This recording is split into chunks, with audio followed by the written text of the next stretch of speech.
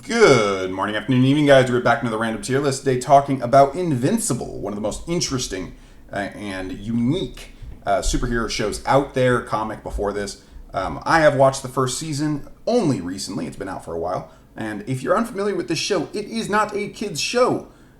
Please don't show your children this. It will traumatize them, as this is very much a rated R show. Now, that said, it's also very, very good. So put the kids to bed. Watch the show if you haven't. It's fantastic. We're going to go ahead and rank the characters in it, and because I watched it recently, I will remember some of the names, but honestly, I binged it so fast that I will get some of these names wrong, and I do apologize. Or I probably won't get them wrong. I might forget them. And I do apologize for that. If you guys like tier lists like this and you have any ideas for others I could do, let me know in the comment section down below. Like, subscribe, all that good stuff is also appreciated, but either way, thank you for watching. We're going to go ahead and get started here with Omni-Man. Of course. The best in the show. I mean, he is one of the best characters in the show.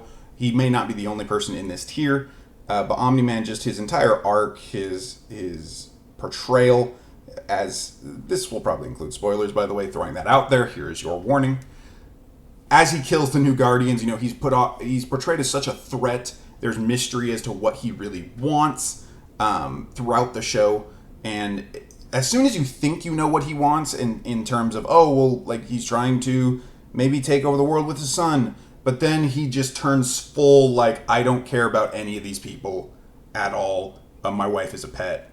All of that. I mean, he turns from likable villain into absolute scumbag.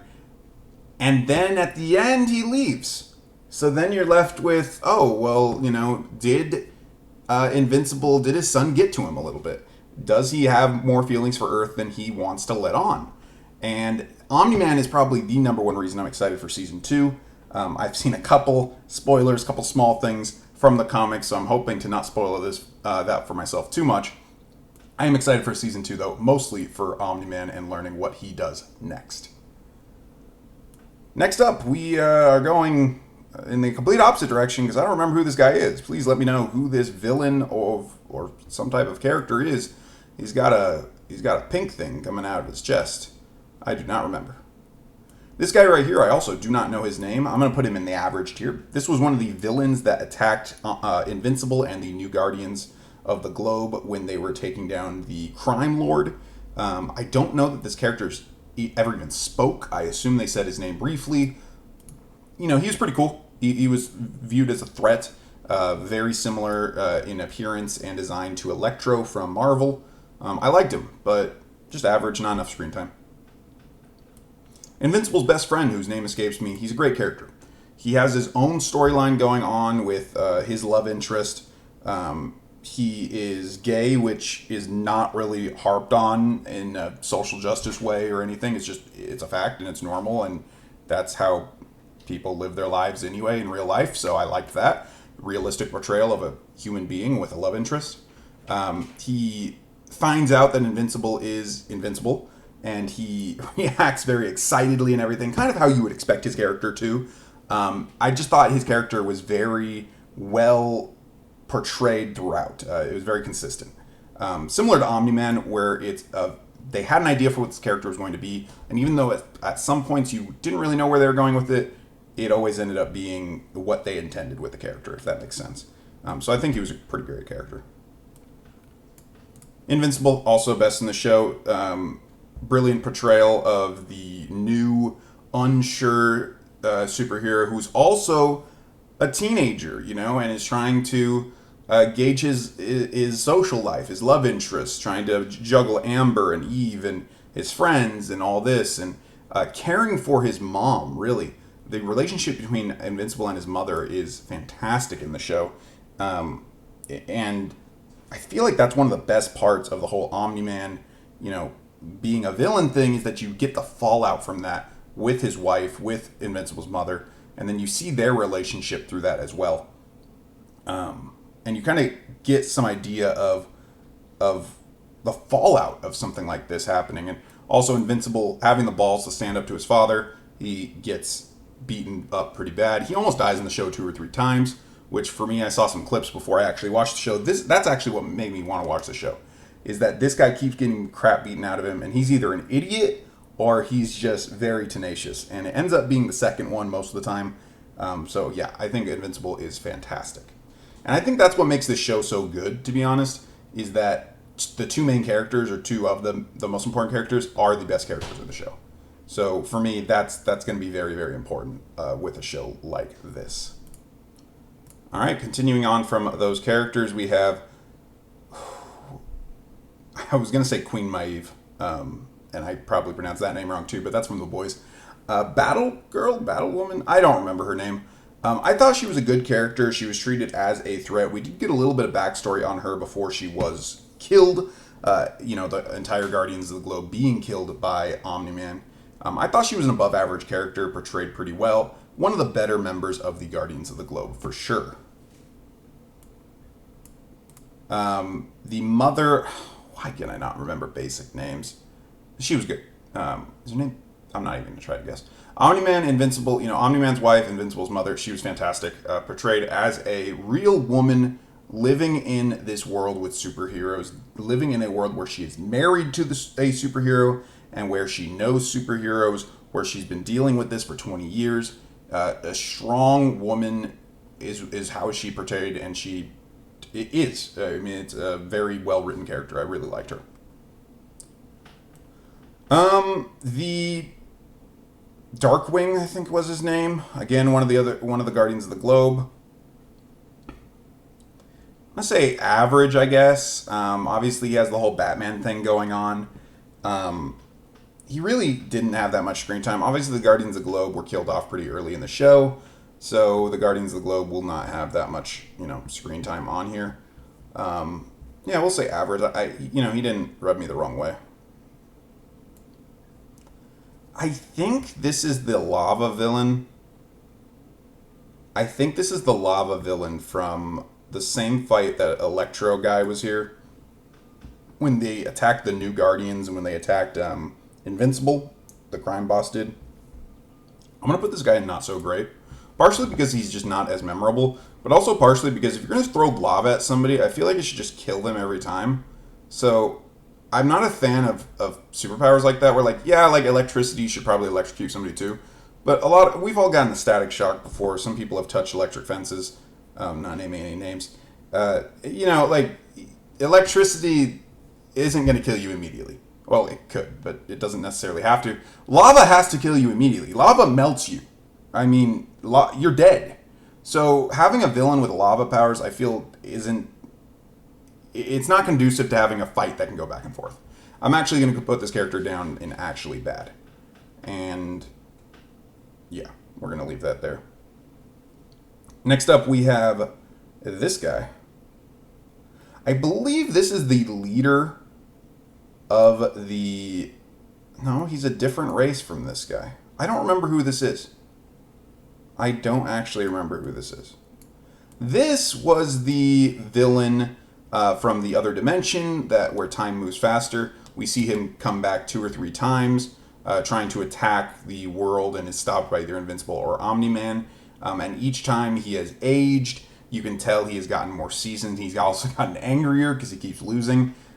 Because time moves so much faster in their dimension, he does age during the course of a single episode. He ages a lot, which is a nice little... it's nice it's not just these aliens attacking. There's actually some continuity there where, their captain becomes a general, becomes a leader, as you can kind of see. And that's explained through the visuals more than anything because they are speaking a different language. He doesn't walk up and say, "Oh, I'm General whatever now," which I thought was good. I thought he's a pretty great character for how they portrayed those aliens. This guy did not have enough screen time. This was the sidekick bodyguard to the crime boss, and then after Rockhead guy took over, he becomes his new, sidekick. I'm going to put average or not enough screen time here. He seemed to have some very, very powerful abilities, including teleportation and making things invisible, or people invisible. So it seemed very, very powerful, but not enough screen time here. I don't believe he really participated in that fight even that he was there for. One Eye, the Galactic Patrolman guy, I think he is probably an above average character. They reveal at the end that he's been coming to Earth and it's the wrong sector and he's been wrong this whole time. Is funny. I liked how he gave Invincible some more information about the about his race and about Omni-Man and stuff. And you know, if there are aliens out there in this world, it would make sense that some of them are like this, are like one-eyed, where they're trying to protect the galaxy, unlike the Viltrumites who are trying to take it over. So I think he's good. I think he's above average. Yeah, he's a good character. Rockhead guy here, he was a pretty great character, had a full backstory, had real motives for what he was trying to do, and realistic goals where he wanted, you know, it looks like he just wants out, but then after he can't get out, it looks like he's trying to take over the criminal underworld in the city, which, yeah, makes some money. You know, he's the one doing the heavy lifting anyway. He was a good character. Lots of facets to his character, I guess I'm saying. Robot dude, again, in the fight against the New Guardians and Invincible. Average, not enough screen time, really. I thought it was whatever. I think he's killed, actually, by the lava. So that was fine. But, yeah. This guy, one of the original members of Guardians of the Globe, who lost his powers. I think he's a good character. He's treated as kind of the old guy on the group, who, despite losing his powers and having a suit, is one of the new Guardians that works the hardest. He's almost killed in the same fight where Invincible and Monster Girl are almost killed against the crime boss. And yeah, so even though he doesn't have powers, he still puts himself on the line like that. And he's one of the most tenacious characters in the show for that reason. It actually does give him his powers back, which isn't really explained, unfortunately, at least not in the show. They might have gone into that more in the comics, but in the show, his powers aren't really explained. It just mentions that he doesn't have them and then he gets them back. So I'd say good or above average for him. Monster Girl, I'd also put as good or above average. I like the concept that every time she turns into a monster, she de-ages, and that's why she looks like a kid. So she's actually 25. And I like that. Sometimes when they do de-aging characters in media, they have them be like 1,000 years old, which is jarring. But her, she's just a normal, I mean, she's 25 in terms of her brain. She's a normal 25-year-old woman. But she has this curse, she calls it, this ability to turn into a monster and fight for good. But then every time she does it, she de-ages. She loses some of her youth. So in order to stay young, she would need to not transform very often. I mean, we're talking like once every couple months if she wanted to actually grow older. So I'm going to put good above average. That's a really interesting, unique concept for a character, and I liked it. I absolutely loved this guy. I just was rewatching the fight where he just beats the crap out of Invincible and the New Guardians. He is the person who almost killed his Invincible and this guy and Monster Girl. Absolutely a huge threat. He ends up getting away, teleporting away. Being an alien, he definitely seems like he has more stuff going on than just Earth. And he was the one in that fight. He was the one in that group of villains who I was most intrigued about because he was portrayed as a real threat, more so than these other villains. These other villains, I mean, yeah, they were powerful to some extent, but they were really portrayed as just run-of-the-mill villains. This guy was fantastic. I'm going to pick it up a little bit here because we are kind of running along on this video. Fish guy from the old Guardians of the Galaxy, I'm going to say not so great. It's a fish. You know, it's a funny take on, like, Aquaman, but eh. This girl from the New Guardians, I'm also going to say not so great. I know she's supposed to be kind of, like, nerdy, but, like, the glasses with the suit is just weird to me. A different mask of some kind would be better. And the fact that I don't remember what her powers are probably leans us to her not being that important in the grand scale of things. She's definitely one of the lesser important characters of the New Guardians. Amber, very well written, very strong, motivated woman. Knows what she wants, doesn't take crap from Mark, figures out the Mark, or Invincible is Mark, vice versa, on her own, and doesn't let that be his excuse for treating her poorly. She says, you know, you should have been honest with me. And, you know, you can kind of have some mixed feelings on that, on whether or not he should have given up his secret identity sooner. But I think Amber is a very consistently and well-written character. And I think she's a fantastic character in the show. The Red Rush, or whatever, the super speed guy, the Flash knockoff, essentially. He's good. He's above average. His relationship with his wife gives you a lot more depth to his character than most of the other Guardians give you, which is good. So I think he's an above average character. This guy, who is voiced by I don't remember the actor's name, but he's in can I remember anything at the moment? Hold on. Jason Mantzoukas, I don't know. Who Rexblood, this guy.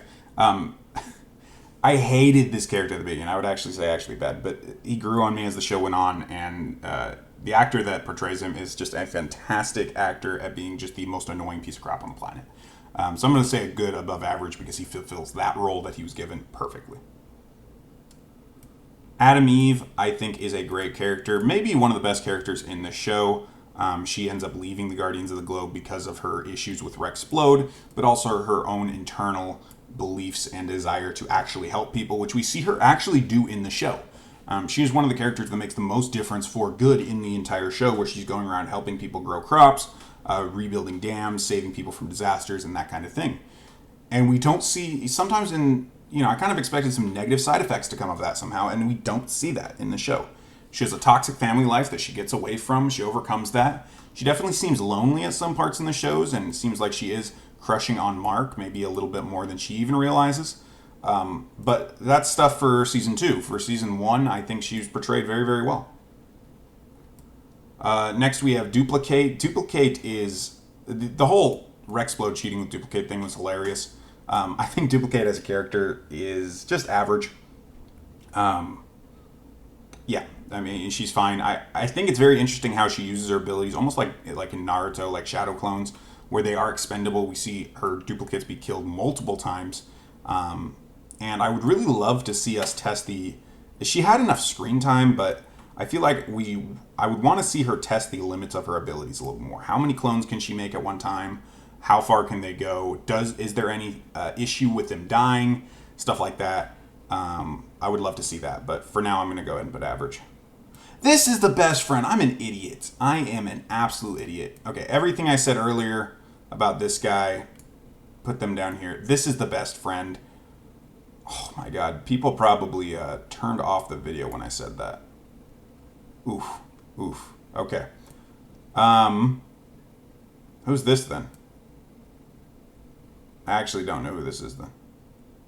Okay, we'll put him here. I might figure it out. All right, Green Mist or whatever. I'm gonna say not so great. Her powers were kind of interesting. Her suit. I liked that she had like a real life when they portrayed her life. She wasn't just like, I don't know. She wasn't what you expected. And I think this show does a good job of that with secret identities and stuff. I don't think she was that great just because her suit is super, super simple. And it's a little hard to tell. I mean, she makes people transparent and stuff, but I don't know. She's a victim of the Guardians of the Globe dying so fast. Robot, I think, was a great character. Robot, or Rudy, as he becomes to be known. I think very compelling character. Interesting in his morals of letting out the twins to help him with his plight and everything. Thinking he's going to be more of a villain, but really he just wants a body. I think he's a great character, a lot of facets to them, and I think there's going to be a lot more to do with him in the next season. He is one of the only members of the new Guardians of the Globe who feels like they are ready to be a member of the Guardians, whereas some of them, like Duplicate and like this girl down here, they definitely feel like junior members still. Rexplode kinda is ready. Monster Girl, this guy, he is one of the best members of the new Guardians of the Globe. Cecil I thought was great. Cecil being exactly what he needs to be, a cold-hearted, willing to do what it takes to protect the United States and protect the world. Cold-hearted, willing to fight against any odds, willing to sacrifice, willing to take on Omni-Man, put himself in danger. I thought he was a great character. The guy who makes the suits, I thought he was good, above average. The whole question of like where do superheroes get their suits is answered in the show with him, so that's cool. He's not the only person, I'm sure, that designs superhero outfits, but he does it for Omni-Man and Invincible, which is pretty cool. And we also see that he considered himself to be a friend of Omni-Man, and as Omni-Man, reveals his true colors, we see a lot of doubt in our Taylor's mind. So I thought it was, done pretty well there. The twins I thought were interesting characters. We do see them more than almost any other villain in the show, and at first they just look like meatheads, but we come to find out they are geniuses as well. So you have somebody that is incredibly strong and incredibly smart, and being twins, they explain how that process is created. We do see the original twin using his duplicate as a shield at one point and then creating another one. So the whole concept of not knowing who the duplicate is, it's explained when he gives Rudy his body that otherwise you would know you're a clone, and that never turns out well. So yeah, he's a great character, or they are great characters, the twins together. I'm glad they put them together on this tier list. We have the love interest of the friend. I actually still have, why don't I look up here? I still have the thing on the side. William's love interest? Yeah, I think his name was William. I did say I wasn't going to try to guess, and yeah. He was fine. He was good. Gonna be interesting to see where he goes now that he's like a cyborg. Not sure how much actual control he has over his body and everything, how much sentience he has, as they did take out his brain, right? But he did seem to still have some control over himself, overcoming his programming to help Invincible and save the day. So yeah, I'm going to say average or not enough screen time for him, but definitely could be more interesting in Season 2. We have this guy who is a member of... this guy was a member of the Martians, and then this was the Martian King. Okay. So yeah, average or not enough screen time for him. Don't really have much else to say. He's a Martian Manhunter knockoff, and that's fine. The Martian King, not so great. Kind of a generic... we have to stop this infection, like we can't let it spread, we have to fight you kind of thing. He didn't really have that much screen time, but not so great for him. The sidekick for Cecil, I actually liked him. I thought he was good above average. He didn't just have like small things to say. This is what Invincible does so well. The show does so well is even these small characters, they're given personalities, and their animation style lends to those personalities as well, and you can tell what they're feeling, you can tell what they are meant to be portraying, and I think he does that really well. So I'd say above average. I don't remember who this is. Oh, this is the guy that invites Amber out, isn't it? I mean, yeah, average, not enough screen time. This is a really obvious character, I feel like, and oh, this is the bully. Isn't this the bully that beats up Mark at school twice? I think can't beat him up anymore when he's just a bully. Not so great. Nothing to write home about. Still don't know who this is, though. Adam Eve's dad is, like, actually, like, a villain. Like, he's actually, like, a jerk. He's not bad written. He's not poorly written, but he's actually, like, a jerk. So we're going to put him down there and actually bad. The love interest of the Red Flash character... She kind of annoyed me in that she didn't understand that her husband had to go off and save people. But then again, we do see that with other characters. We see that with Amber. We see that with Debbie a little bit. So with her, I don't know. I just feel like she was overly critical of her husband and then overly angry. I mean, not overly. I mean, her husband died. So I guess you can't blame any of her emotions for that. But... I don't know. I didn't really like her that much. I'm going to say not so great. The crime boss, I thought he was a great villain. You kind of at first thought he was just going to be a mobster that Invincible was going to take on all easily. And then he reveals he's actually like really, really, really smart due to his cybernetic enhancements. And he brings in all the villains to fight Invincible. So great character. The jock who gets turned into the first cyborg, not so great. Him killing himself as a cyborg was very harrowing. I guess I can put him in average. He was given a role, and that he filled the role. I hated this guy, the guy that made the cyborgs. Absolutely hated him. He was not poorly written at all. Similar thing to Adam Eve's dad, but he's actually just a villain. He's actually just somebody I hate, and I hope dies a very painful death in Season 2 or 3 or whatever. I don't remember who this is. And I don't remember who this is. And I don't remember who this is. This is the Quake guy, the Quake villain, Dr. Seismology, Dr. Quake or something. Average, not enough screen time, basic villain. I did like the concept that his gloves that are meant to start earthquakes give him a concussion every time. That was interesting. I'm going to say average or not enough screen time on him. I absolutely love the kaiju. Let's just put the kaiju up there as best in the show because this thing kicked the crap out of both Omni-Man and Invincible. Omni-Man barely beat him by himself the first time after he got an upgrade. Omni-Man and Invincible barely beat him the second time, and it was because of the power lines being nearby and everything. The kaiju was great. I love that. Adam Neve's mom, she's not so great because she kind of just lets the dad be a jerk. She does tell him off and stuff, but obviously the dad runs that household. And while Eve does have a good relationship with her mother, it seems like better than with her dad by far. Her mother is just really a weak character and not that good of a mother, in my opinion. Damien Darkblood, the demon detective, I thought he was good, but they sent him back to hell pretty early on in the show. Obviously, he is still alive. He is in hell. But they do get rid of him before he is able to reveal the truth. And I like that Cecil was the one that did it. Cecil said, I told you to stand down because he wanted to find proof and be able to find out Omni-Man's motives. I'm not sure what Damien Darkblood would have been able to do in a fight against Omni-Man anyway. So I'm going to say good or above average on him. And then our final character, the Immortal. Interesting that he keeps coming back.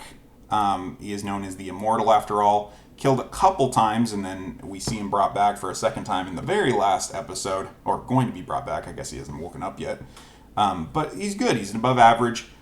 He's not just a Superman knockoff. He definitely has more to him than that. And his fight with Omni-Man during the final kaiju fight is fantastic. So I'd say good or above average. And yeah, that's it, guys. That was long. If you're still watching, I really, really appreciate that. Don't know who these 4 guys are. Let me know in the comment section down below, because they are probably obvious characters that I've missed. I don't know. Let me know down below. Thank you for watching. This has been the guy who makes random tier lists, and I'm signing off.